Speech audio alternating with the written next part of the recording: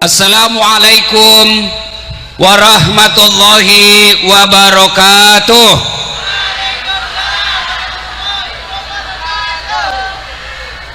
Alhamdulillah, alhamdulillahi rabbil alamin, wa bihi nasta'inu ala umurid dunya waddin. Ashhadu an la ilaha illallah wa ashhadu anna muhammadan abduhu wa rasuluh.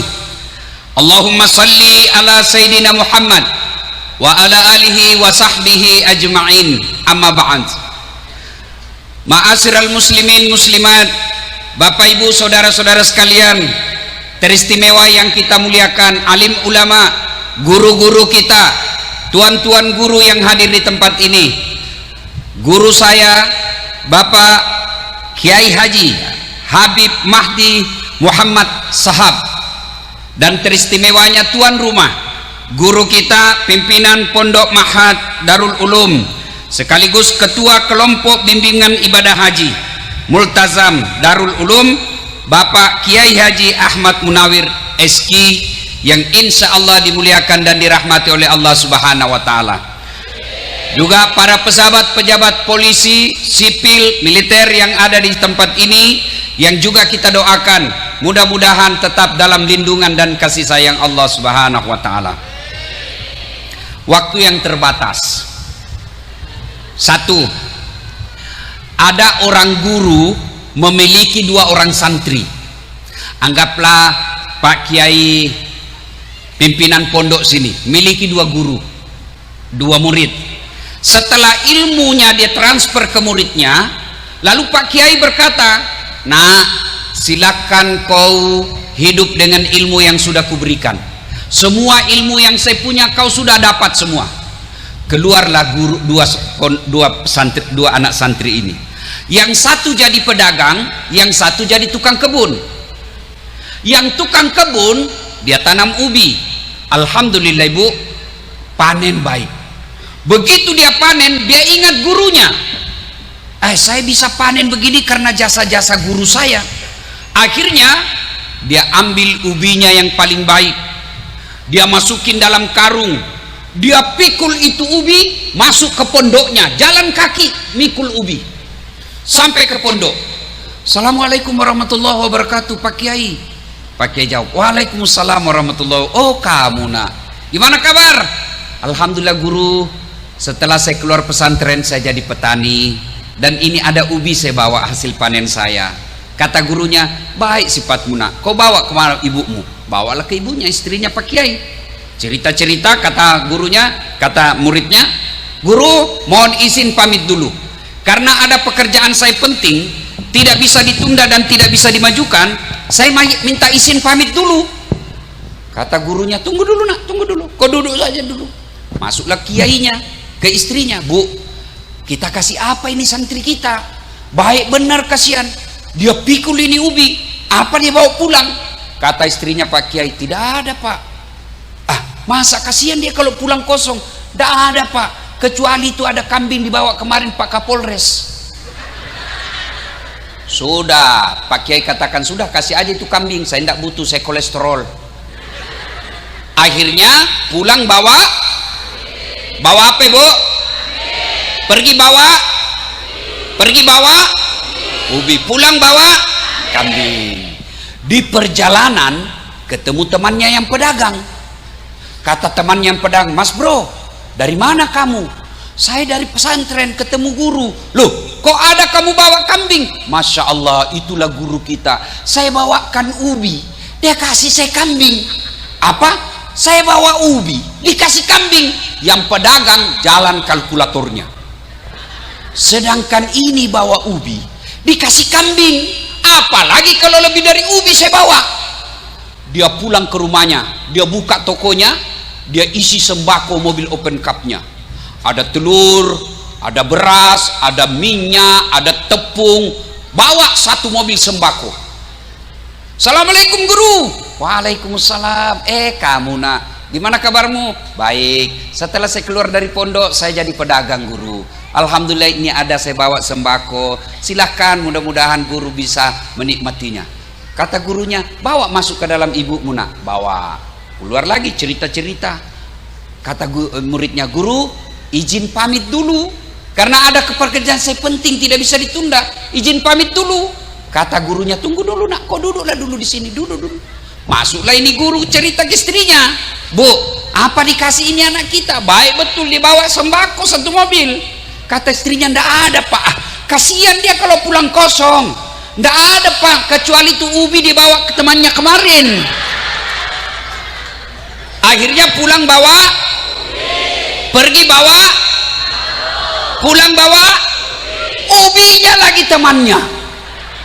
Begini juga jamaah haji, sama ONH-nya, sama tawafnya, sama Baitullahnya, sama rukun-rukunnya, sama sa'inya, sama wukufnya, tapi demi Allah banyak pulang bawa kambing, lebih banyak yang pulang bawa ubi. Nah, ibu bapak pulang bawa kambing atau ubi? Ibu pulang bawa ubi atau kambing? Jangan terlalu cepat mengaku. Mari kita simak. Mau ndak pulang bawa kambing? Ini ciri-cirinya. Satu, orang yang pulang bawa kambing, maka yang pertama baik sholatnya.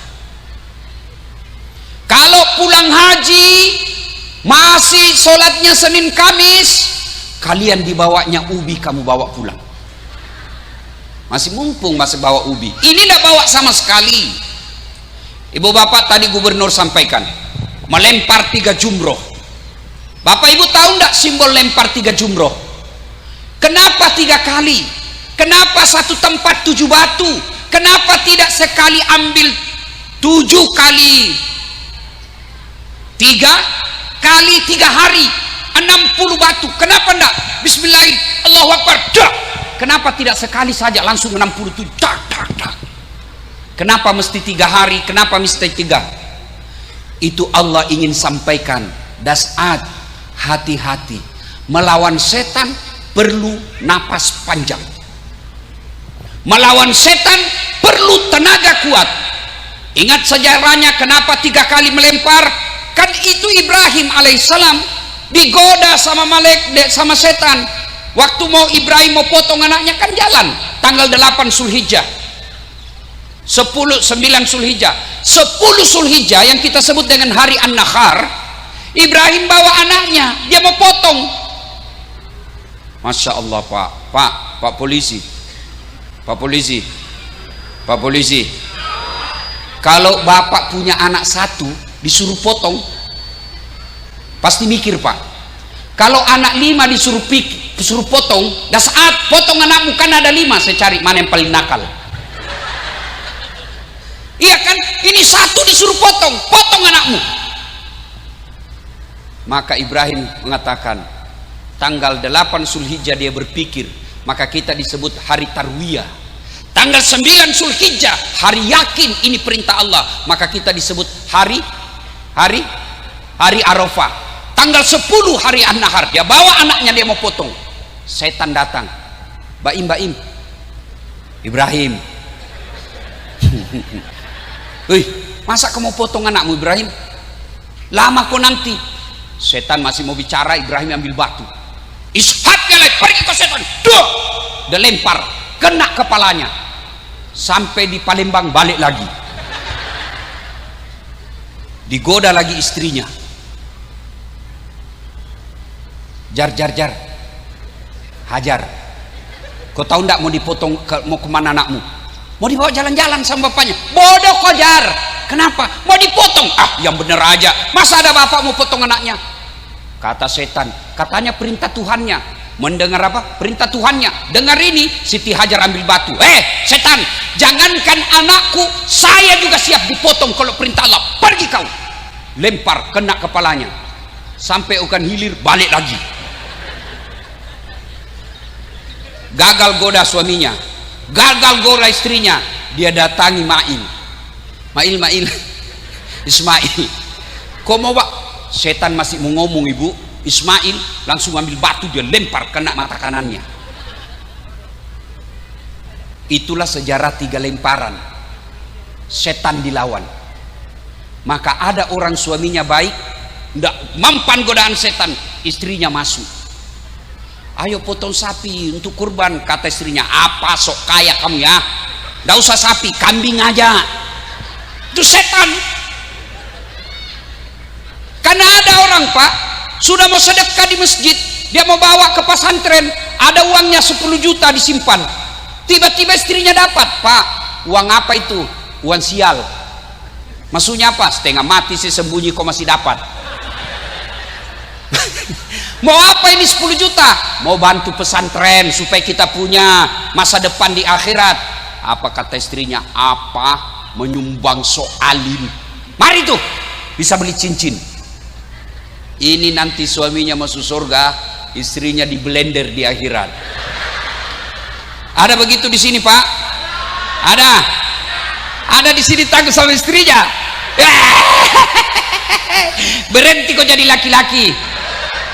Dia ngamuk Ustaz. Kenapa kalau dia ngamuk? Dia marah Ustaz. Kenapa kalau dia marah? Dia pecahkan piring Ustaz. Dengarin Pak, dengar ini, saya bela kamu sama-sama laki-laki.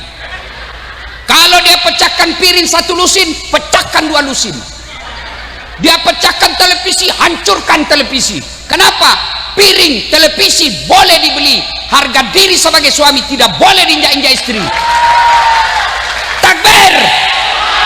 Itulah yang takbir, yang takut sama istrinya. Pak Kapolres takut atau tidak? Mana ada polisi tidak takut sama istrinya? Dia bilang, kawan saya yang polisi, sebenarnya polisi tidak takut sama istrinya Ustadz, cuma istri kita ini selalu melapor sama istrinya komandan, dan komandan juga takut sama istrinya. Wabillahi taufiq wal hidayah. Akhirnya apa? Simbol dari melempar itulah sehingga Nabi pernah didatangi oleh Jibril dan berkata, ya Muhammad, saya mau beritahu kamu, siapa di antara kamu umatmu yang jadi teman saya? Na'udzubillah min zalik. Temannya setan Pak. Lalu kata Nabi, siapa di antara kalian menjadi temanmu? Siapa di antara umatku yang jadi temanmu? Kata iblis, yang pertama dan utama teman saya, al-mutahawilu bis sholat, yang menganggap enteng sholat. Itu temannya setan. Ngapain kau pergi melempar 3 jumroh kalau kau tetap tidak sholat? Itulah yang diilustrasikan Pak Gubernur tadi. Dia ambil batu. Setan ini yang kasih bodoh-bodoh saya selama ini. Dia lempar kembali itu batu.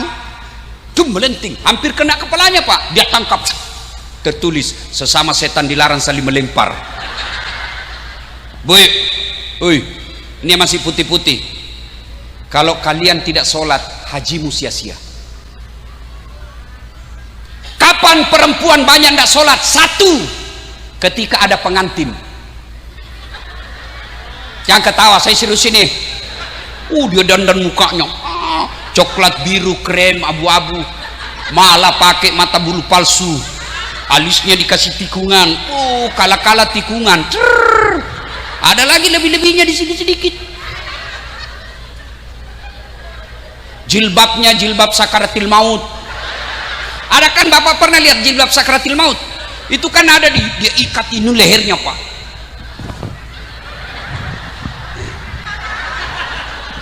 Sudah itu 3 lapis kudungnya, coklat biru krem. Ada di sini kering-kering, ada juga kayak pohon belakang sininya Pak. Bajunya sempit, roknya sempit. Kata suaminya, cepat-cepat kau, acara belum mulai. Kata istrinya, teman dulu kasihan, setengah mati kita. Beleng-beleng. Tiba waktu sholat, ayalah sholat. Kata suaminya, hehe, bu, kau sudah haji, saya jualkan kamu tanah, kau pergi haji. Ini sudah mau asar, kau belum sholat duhur. Kau pergi sana sholat duhur. Apa kata istrinya? Sadar kau Pak? Saya sadar, saya suruh kau sholat. Bapak ndak lihat ini jilbab saya? 2 jam ini dipakai jilbab Pak. Ini semua kelakuannya ini. Bu, kasihani suamimu yang jual sawah untuk kau haji. Yang kedua, banyak perempuan tidak sholat. Kapan? Ketika selesai haid. Kata suaminya, bu, biasanya cuma 5 hari kau tidak sholat, ini sudah 7 hari kau belum sholat. Belum bersih, masih ada sedikit-sedikit. Kata suaminya, kau bohong toh? Apa bohong? Saya kasih lihat. Ini kelakuannya semua. Bu, salatullah salam ala toha salatullah salamullah ala yasin. Bu, di sini ada Kapolres. Kita doakan mudah-mudahan segera jadi kombes. Tidak bisa Kapolda Pak kalau tidak kombes dulu. Kombes dulu 3 bunga. Ini ada ajudannya. Pak Kapolres ini ada ajudan. Bu, sekedar ibu tahu Bapak, kalau ini Pak Kapolres panggil ajudan, ajudan, itu ajudan biar lagi duduk langsung lompat, siap komandan. Biar ada kacang di sini langsung ditelan bola. Ya toh Pak Kapolres? Ya.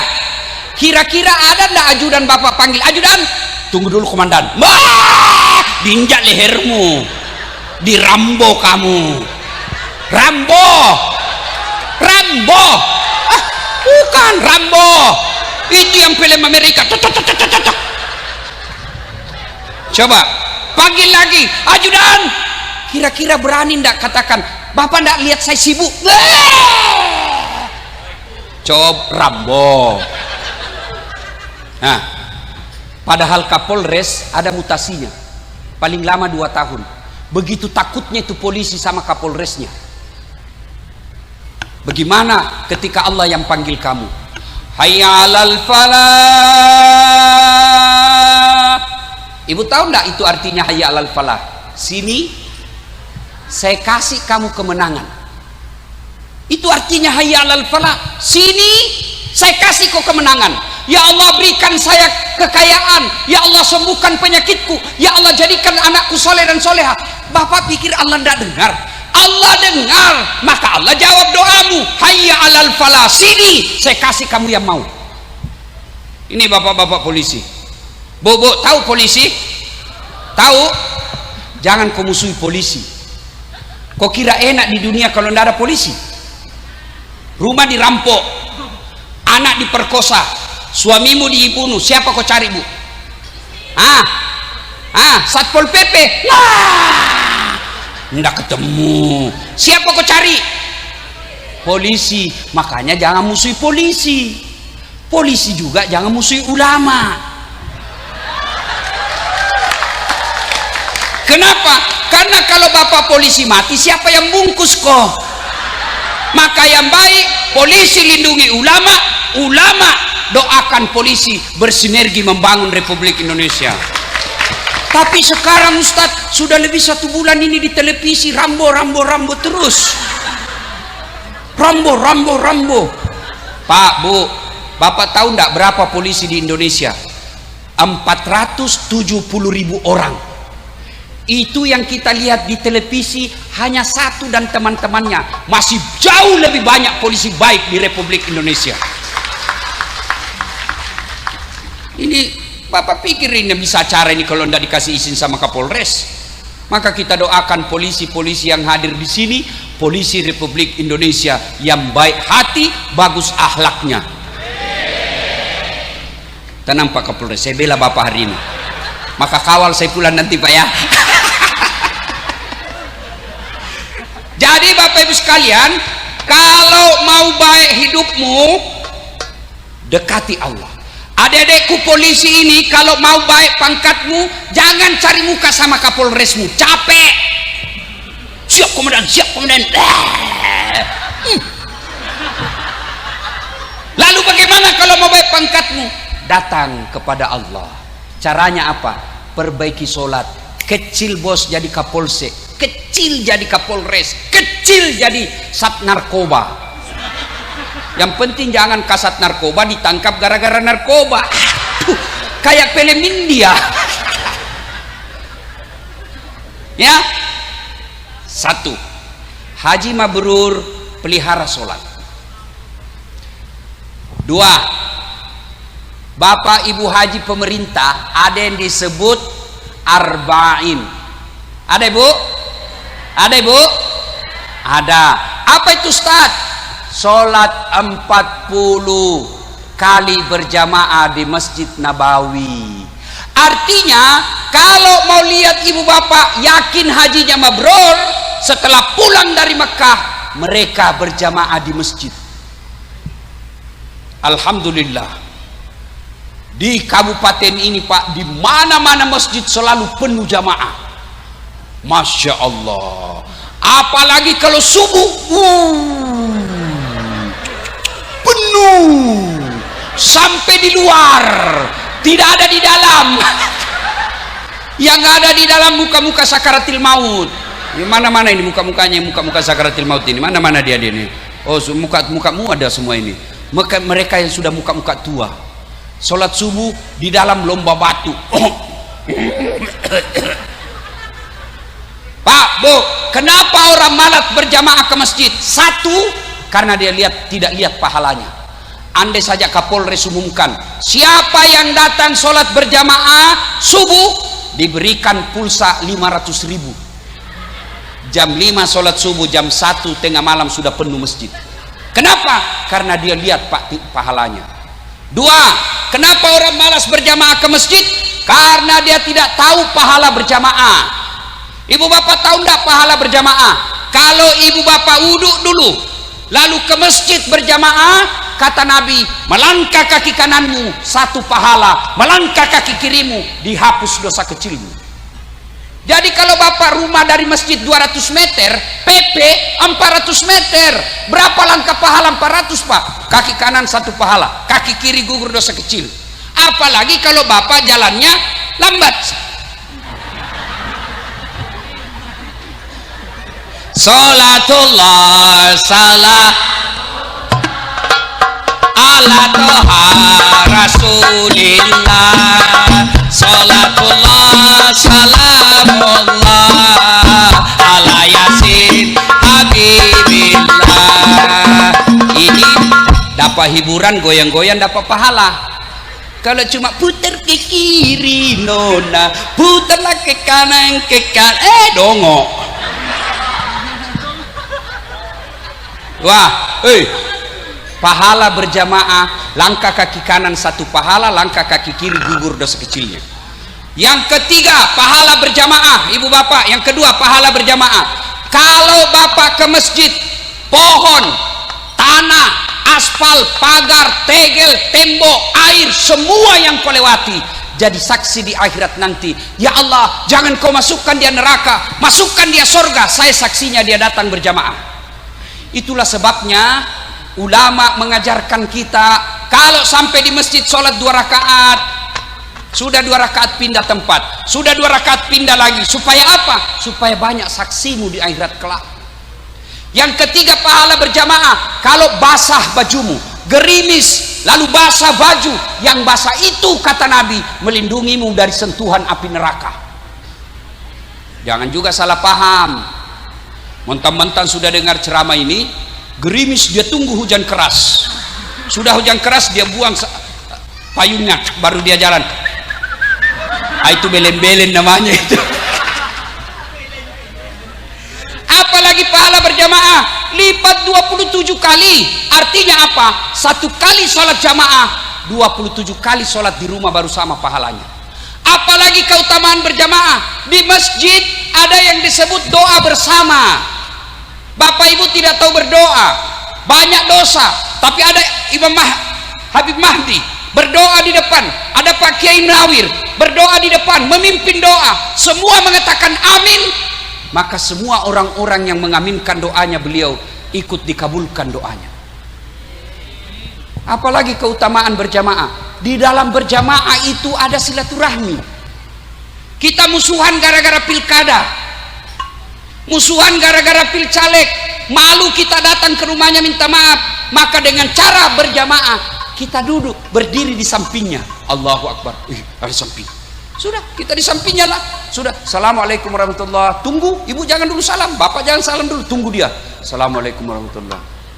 Baru bapak, assalamualaikum warahmatullahi. Senyum, baru sudah jabat tangan. Tidak mungkin dia orang apa senyum. Menyambungkan tali persaudaraan. Ada yang bertanya, Ustadz, bagaimana kalau perempuan? Tidak ada ayat, tidak ada hadis, Tidak ada ulama yang melarang perempuan berjamaah ke masjid.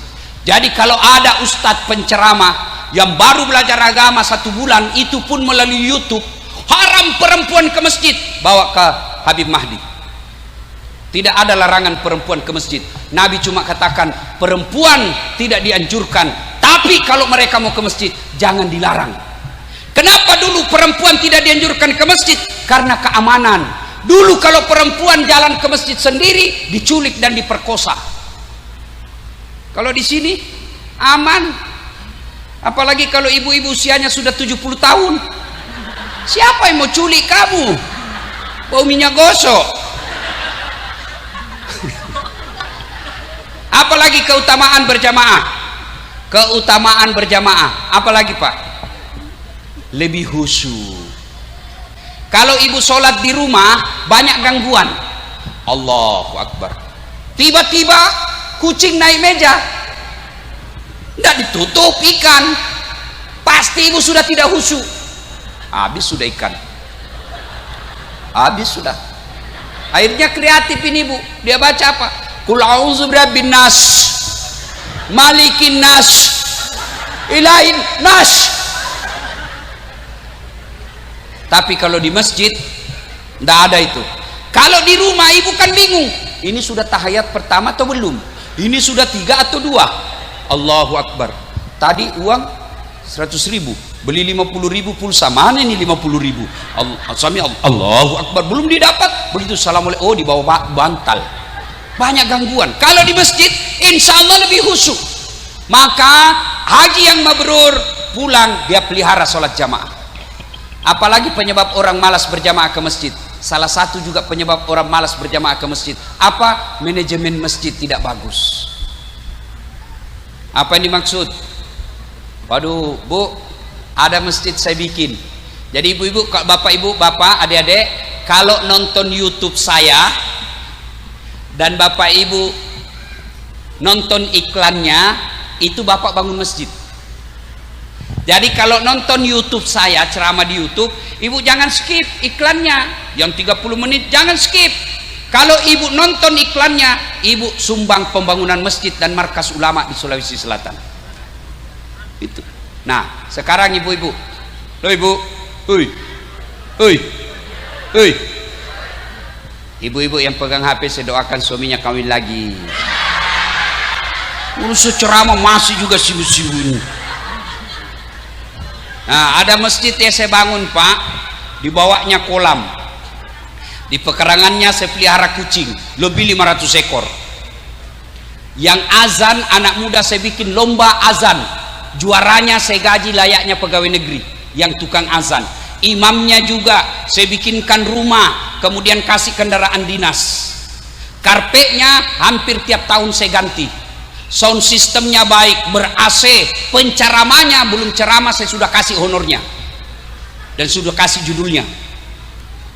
Akhirnya ramai masjid Pak. Tapi ini bagaimana orang mau ke masjid? Yang azan orang tua sudah pensiun, penyakit asma. Hai ya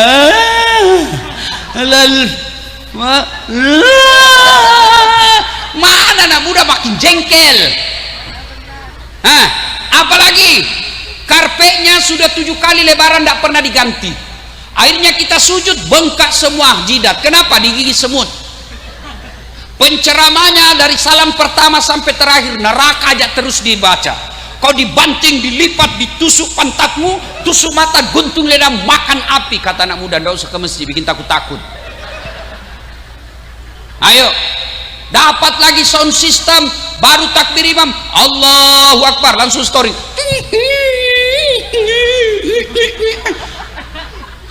Kita mau perbaiki, sudah takbir, terpaksa kita tahan sampai assalamualaikum warahmatullahi wabarakatuh. Dapat lagi imam, la haula wala quwata illa billah, imam yang balik-balik sunnah Nabi. Nabi katakan kalau kau jadi imam ringkaskan bacaanmu. Oh ini baru mau imam Pak, baru mau takbir aja lama.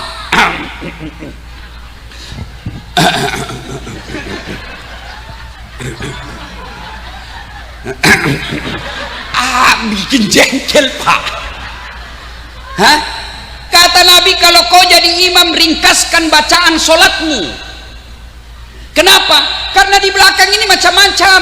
Ada ibu-ibu yang tahan kentut,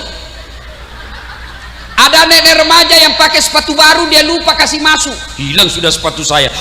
Lama betul ini Pak Imam, hilang sudah sepatu saya. Ada Pak polisi yang ditelepon istrinya, sudah cepat pulang, pulang kau, pulang kau, pulang. Lamanya Pak Imam. Maka Nabi katakan, ringkaskan bacaanmu. Kalau kau sendiri terserah, mau kasih hatam surah Al-Baqarah terserah. Yang kedua kata Nabi, baca yang umumnya orang hafal. Kenapa Nabi anjurkan kalau kau jadi membaca yang umumnya hafal? Satu, supaya kalau kamu salah ada yang bisa bantu. Coba kalau Pak Imam baca Wadduha salah, kita bisa bantu. Tapi coba kalau imam membaca Al-Anfal ayat 5 sampai 72, begitu dia baca salah, apa, hadapi susahmu sendiri. Ya tahu Pak Polis. Yang kedua, tujuannya disuruh menghafal, membaca yang orang hafal, supaya kita bisa khusyuk ikut. Coba kalau imam membaca Wadduha, anak-anak pun ikut. Kenapa? Dia hafal. Qul huwallahu ahad, anak-anak ikut. Qul huwallahu ahad. Kenapa? Dia hafal. Begitu Pak Imam membaca Al-Anfal ayat 10 sampai 80, dia khusyuk dengan bacaannya, kita khusyuk dengan hayalan. Kita mau ikut tidak dihafal, kita mau ruku Pak Imam belum selesai, terpaksa dibaca semua pengumuman masjid, keadaan keuangan masjid, saldo kas. Belum selesai juga Pak Imam, dibaca lagi kalender Persatuan Guru Republik Indonesia. Belum selesai Pak Imam, bajunya lagi orang dibaca, caleg DPR RI nomor urut 8. Itulah sebabnya kalau kita jadi imam, baca yang umumnya orang hafal. Yang keempat, penyebab orang malas berjamaah ke masjid gara-gara apa? Kadangkala ada jamaah merasa dialah yang paling hebat dalam masjid. Ada akhlak berjamaah. Nabi menganjurkan setiap kau mau berjamaah sunnah pakai parfum. Apa parfum untuk Allah? Tidak, itu akhlak supaya kau tidak ganggu bau badanmu sama orang. Kenapa Nabi anjurkan sikat gigi? Apa gigimu sampai harumnya kepada Allah? Bukan itu. Untuk apa? Agar bau mulutmu tidak mengganggu. Itu adab akhlak. Ini ada anak-anak baru belajar agama 2 bulan, tidak berdoa, katanya doa bersama bid'ah, zikir bersama bid'ah, tidak ada pada zaman Nabi. Oke, kalau kau tidak mau silahkan, tapi jangan kau duduk paling depan. Kenapa? Karena kalau saya lihat mereka, Assalamualaikum warahmatullahi wabarakatuh, langsung dia lompat tuh, langkah-langkai ulama. Saya kalau dapat langsung saya pukul pantatnya, kau di belakang duduk. Tidak ada adabnya ini. Apalagi kalau datang berjamaah, jangan merasa paling pintar. Ada juga Pak, baru takbir dia ganggu sudah kita Pak. Kayak dia takbir mau digigit telinga kita. Bismillah, alhamdulillah. Kayak itu dia gigit telinga kita Pak. Apalagi ada juga itu adik-adik, saya biasa kasih pindah kaki saya, dia kasih pindah lagi, kasih pindah lagi, kasih pindah lagi, kasih pindah lagi. Selesai sholat dia marah Pak. Selesai sholat dia marah. Kenapa injak kakiku? Kau ganggu saya. Maksudnya apa? Kenapa kau injak kaki saya? Dengkek-dengkek. Kenapa? Supaya saf rapat Ustadz. Sini deh. Kalau kau mau rapat saf, bukan jari-jari kakimu yang kau rapatkan. Apa? Pundakmu. Kalau jari-jari kakimu, jari-jari kaki bisa rapat tapi safmu renggang. Beleng-beleng. Adik-adik yang baru belajar agama, jangan merasa paling alim, paling pintar. Saya dimaki-maki Bib, Pak Kiai, hanya gara-gara saya tidak pelihara jenggot. Dia bilang, apa ini Ustadz? Kan sekarang itu di medsos dia bagi-bagi Pak, ini Ustadz sunnah, ini Ustadz tidak sunnah. Saya masuk kategori Ustadz tidak sunnah. Kenapa? Karena saya tidak pakai jenggot. Saya bilang, kenapa kau tuduh saya Ustadz tidak sunnah? Buktinya kau tidak pelihara jenggot. Saya mau diapa kalau tidak mau tumbuh? Sudah ku kasih minyak nggak tumbuh-tumbuh. Nah, ibu bapak saudara-saudara sekalian, haji mabrur, pelihara sholat jamaah. Konkret. 3, haji mabrur. Ibu bapak, sah tak haji kita kalau tidak pakai ihram? Sah tidak? Sah tidak haji kita kalau tidak ihram? Sah kalau tawaf tidak ihram? Tidak. Apa makna ihram? Ihram itu sama semua, mulai dari AKBP sampai jenderal, mulai dari petani sampai orang kaya, ihramnya sama. Tidak mentang-mentang dia Kapolres, ihramnya kain sutra. Tidak mentang-mentang dia habaib, ihramnya kain sutra. Tidak, sama semua. Maknanya apa? Haji mabrur itu tidak ada kesombongan di dalam dirinya. Ayo, apa yang kita mau sombongkan? Menjadi penceramah. Ibu-ibu, jangan pikir saya yang hebat. Tidak. Bukan karena ilmu saya yang hebat. Tidak. Lalu apa? Karena ada pendengar dan penonton saya. Bayangkan kalau saya ceramah di sini 1 jam, berapi-api, menggelora, tapi tidak ada yang nonton. Lewat Pak Kapolres, sudah lama sakit itu, Ustaz. Apa yang kita mau sombongkan? Kapolres mau sombong, pret. Ada batasnya, tergantung Kapolda. Kalau Kapolda sudah tidak senang, wabillahi taufiq wal hidayah. Biar Kapolda senang, kalau istrinya Kapolda tidak senang, wassalam. Apa? Ini pegawai negeri sini Pak Camat. Mau sombong, pret. Ada batasnya. Apa batasnya? Pensiun. Pak Kiai mau sombong karena ilmu. Jangan sombong. Allah marah, dia cabut ilmumu, dikasih pikun. Ada tangkisnya itu pikun. Sampai-sampai ada dosen banyak sekali gelarnya. Mau pergi mengajar, diprotes sama istrinya. Pak, biasanya kalau kau mau pergi mengajar kau cium saya. Ini sudah hampir 1 minggu tidak pernah lagi kau cium-cium saya. Dalam hati suaminya, astagfirullah. Berarti siapa saya cium selama ini? Ternyata pembantunya dicium, Pak. Apa kau mau sombong? Pikun, tidak bisa kau bedakan mana istrimu, mana pembantu. Ayo. Jadi haji mabrur itu tidak ada sombongnya. Apa yang kita mau sombongkan, Bapak Ibu sekalian? Kaya, Allah marah, dia kasih tsunami, gempa, hancur kepunya kekayaan. Camat aja tidak boleh sombong, Kapolres aja tidak boleh sombong, habaib aja tidak boleh sombong, ulama aja tidak boleh sombong, apalagi kami yang pengangguran. Kata Nabi, kalau Allah dalam hadits qudsi, ada 3 temannya setan di dunia. Satu diantaranya ghaniyun mutakabbir, orang kaya yang sombong. Kaya pangkat sombong, temannya setan. Kaya harta sombong, temannya setan. Kaya jabatan sombong, temannya setan. Meskipun itu orang masih makmum, wajarlah dia kaya, dia terkenal, cerdas, cakep, banyak duitnya, tinggi jabatannya, wajar, tapi temannya setan. Tapi kalau sudah miskin, ngontrak-ngontrak, jelek mukanya, ndak terkenal, bau keteknya, busuk mulutnya, sombong lagi. Kau bukan temannya setan, kau sudah jadi setan cilaka. Maka haji mabrur, singkirkan kesombongan. Salatullah salam ala toha rasulillah, salatullah salamullah ala yasin habibillah. Terakhir solawat.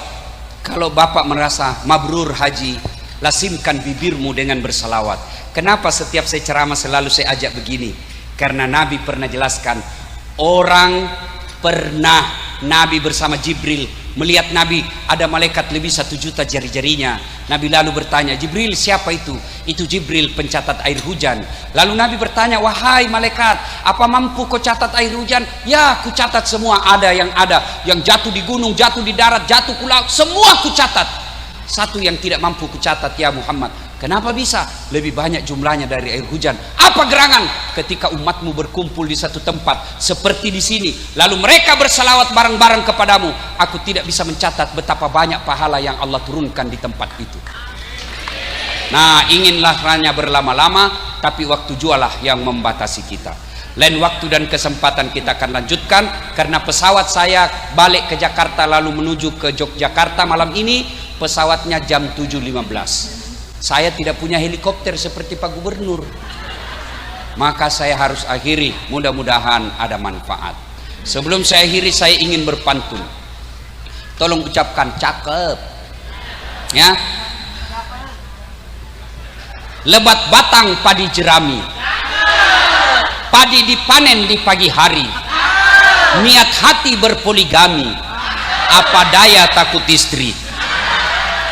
Burung cendrawasih terbang tinggi, mencari nasi, mencari makan di pagi hari. Bukan kami takut istri, cuma istri lebih berani. Buah nangka, buah kelapa, buah nenas, buah bengkai. Buah nangka, buah kelapa, itulah buah-buahan. Terima kasih. Assalamualaikum warahmatullahi wabarakatuh.